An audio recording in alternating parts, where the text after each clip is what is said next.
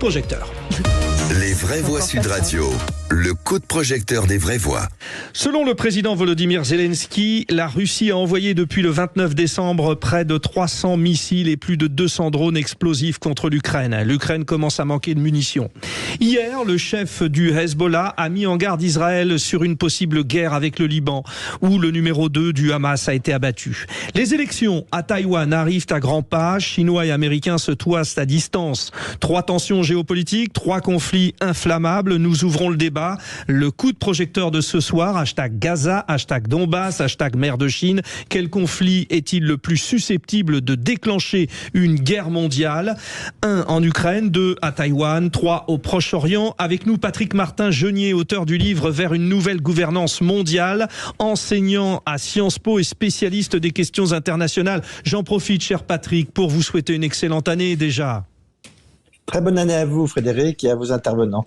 Bon, je suis très content de vous avoir parce que c'est vrai qu'on se pose beaucoup de questions. Nos vraies voix vont vous poser des questions, vont vous intervenir, mais vous, comme ça, à brûle pour point, je sais que c'est un petit peu anecdotique, mais de ces 3 lieux, de ces 3 conflits aujourd'hui, lequel est le plus, on va dire, inquiétant ? Écoutez, je dirais que je mettrais en premier lieu la situation en Ukraine. La seconde, la deuxième, ce serait le Proche-Orient.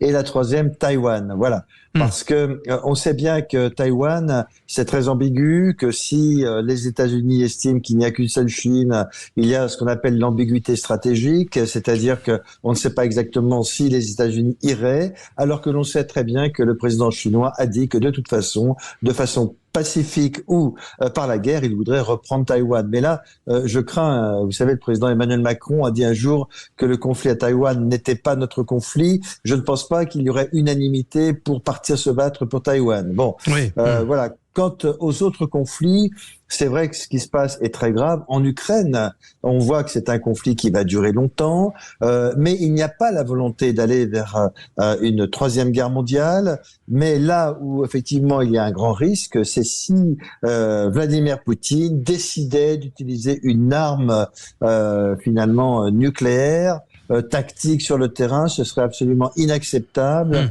Et donc cela pourrait entraîner une guerre mondiale. Et enfin, c'est vrai que le Proche-Orient, tout est possible au Proche-Orient avec ce qui se passe aujourd'hui. On l'a bien vu avec ce qui se passe en Iran, avec cet attentat qu'ils avaient souhaité imputer à Israël, qui en réalité a été revendiqué par l'État islamique. Il y a aujourd'hui une déstabilisation régionale et un missile qui pourrait partir dans un endroit non contrôlé, eh bien, pourrait effectivement entraîner dans un premier temps une déflagration régionale, voire mondiale. Bon, très intéressant, Patrick Martin-Jeunier, parce que finalement, les auditeurs de Sud Radio, dans la consultation que nous leur proposons, vont un peu dans votre sens, c'est-à-dire à 56%, ils pensent que c'est au Proche-Orient que c'est peut-être le plus risqué. En revanche, ils disent 31% Taïwan et 14% en Ukraine. Alors j'en profite pour ceux qui nous regardent sur la chaîne YouTube pour vous montrer ce numéro Diplomatie internationale, la 3e guerre mondiale est-elle possible? Je le montre parce que bien vous êtes derrière, cher René Chiche, vous qui, je le rappelle, êtes directeur des rédactions du groupe Entreprendre La Fond Presse. Donc je voulais montrer effectivement, on se pose la question. Avant de poser des questions à Patrick Martin-Jeunier, peut-être à vous, René Chiche. Qu'est-ce qui vous inquiète le plus finalement, si tant est qu'on ne puisse pas être inquiété par les 2 autres, si on a fait un choix? Alors, je suis assez d'accord avec monsieur Martin-Jeunier. Effectivement, c'est plutôt, moi aussi, le conflit entre l'Ukraine et la Russie qui paraît le plus inquiétant. Par contre, pour répondre à la question un peu, est-ce qu'on peut craindre une 3e guerre mondiale, qui est un petit peu quand même le concept de cette rubrique, moi, je n'y crois pas. Mais je pense qu'on a certes affaire à une multiplication de conflits qui sont bien sûr inquiétantes, qui créent une situation un peu anxiogène.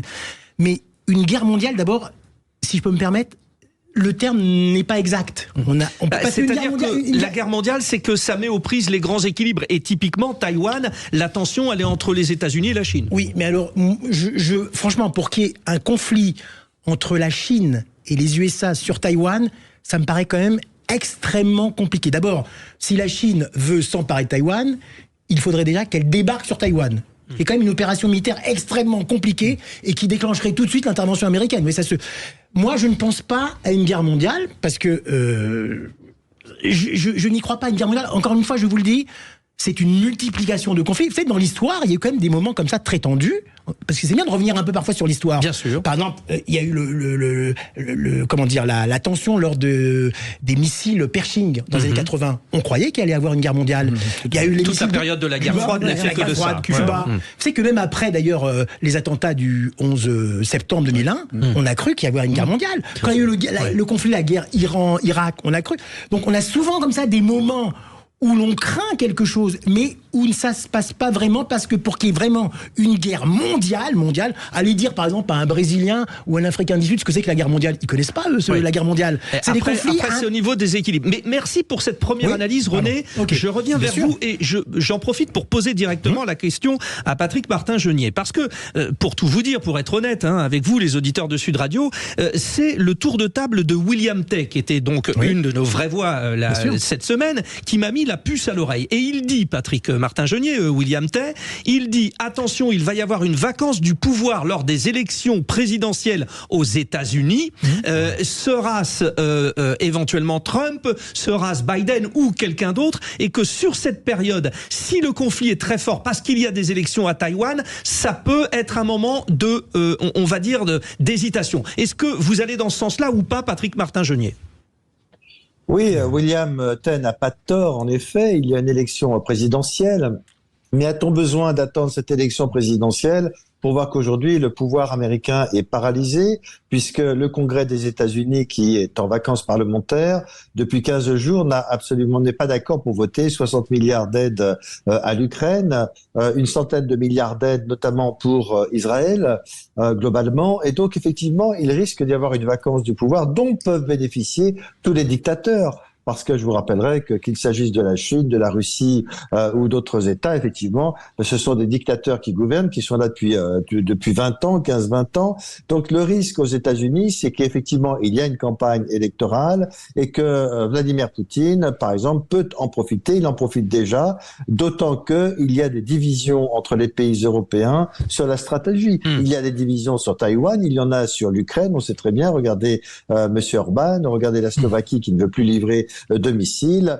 Et il y a bien évidemment des divergences sur le Proche-Orient, sur l'attitude à adopter vis-à-vis d'Israël. Donc évidemment que tout ça bénéficie aux personnes qui veulent déstabiliser les démocraties. Et donc il pourrait y avoir une vacance de pouvoir, sachant que tout de même un président à l'issue des élections reste en fonction jusqu'au mois de janvier, et donc il bénéficie de la plénitude de ses l'action. Fonctions. Ouais. Bon, si j'osais, je dirais que on a abordé la question de Taïwan. Vous nous avez expliqué. Avec vous, Corinne Tapiro, j'aimerais qu'on aborde la question du Proche-Orient, où là, effectivement, on peut parler de conflits localisés, mais qui s'exportent. C'est peut-être là le risque. Alors, le conflit s'exporte surtout dans les pays où il y a une forte pression et présence du Hamas et des ramifications, notamment sur la défense du peuple palestinien, qui indubitablement souffre des conséquences des représailles israéliennes. Mais je rappelle que s'il n'y avait pas eu de 7 octobre, il n'y aurait pas tout ce à quoi nous assistons aujourd'hui. Oui, donc, ça, on est d'accord. Non, mais je pense que c'est pas mal de le rappeler. De la même manière, si le Hezbollah ne s'était pas amusé à envoyer des missiles sur Israël il y a plusieurs jours, il n'y aurait pas eu de riposte non plus. Donc il y a un moment où dans cette région, qui est une région extrêmement inflammatoire, je pourrais dire, ou inflammable, et même les deux d'ailleurs, dans cette région, il y a une tentation d'autres groupes, qu'on l'a vu avec les Houthis, de prendre aussi part à un conflit qui, d'une certaine manière, leur est un peu étranger, mais qui est une opportunité pour s'imposer sur d'autres champs politiques. Donc ça, c'est une vraie difficulté. En revanche, moi, je ne crois pas non plus à l'éminence, en tout cas, d'une troisième guerre mondiale ou d'un nouveau conflit international. D'abord parce qu'il y a trop de divergences entre toutes les parties, et ce sera extrêmement difficile, même à l'intérieur même de l'Europe, de se mettre d'accord sur un seul sujet. On n'a déjà pas d'armée dite européenne, on n'a pas une Europe politique, on n'a pas encore moins une Europe militaire. Donc ça va être extrêmement compliqué. Réaction avant de retourner vers Patrick Martin-Jeunier, et puis aussi de vous solliciter, Bruno Pomar. Vous me voyez venir un peu plus sur l'Ukraine, parce que chacun aura eu le sien finalement. Mais au 0826 300 300, c'est Stéphane, notre auditeur donc de Pézenas. Stéphane, on a posé cette question. Alors évidemment, c'est anecdotique de dire est-ce qu'il y en a un plus que l'autre, mais vous, qu'est-ce que ça vous inspire? Oui, risque de guerre mondiale, et peut-être de quel de ces trois endroits est le plus inflammable? Alors moi, je pense pas à une guerre mondiale, mais je pense à un conflit majeur qui serait susceptible de nous entraîner dans une guerre mondiale, parce que la Seconde Guerre mondiale, elle n'était pas mondiale avant décembre 41 et l'entrée des États-Unis. Pourtant, la guerre mondiale, mais c'était un conflit majeur. Non, moi je pense que le gros danger, pour moi l'énorme danger, c'est vraiment la Chine.